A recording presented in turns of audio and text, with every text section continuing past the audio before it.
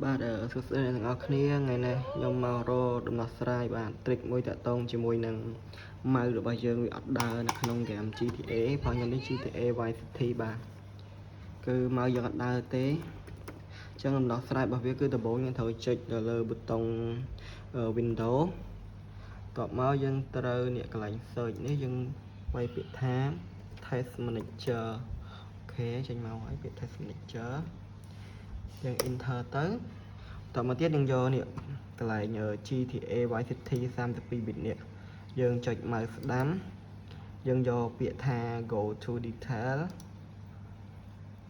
បន្ទាប់មកទៀតយើង scroll ទៅមើល file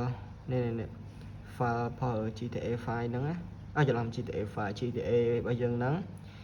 យើងចុច mouse ស្ដាំទៀតបន្ទាប់មកយើងយកពាក្យថា set affinity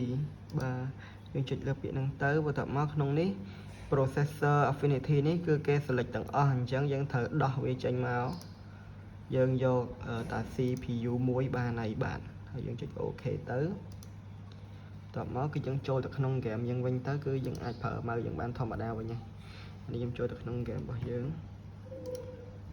បាទពេលហ្នឹងឥឡូវអូខេយើងយក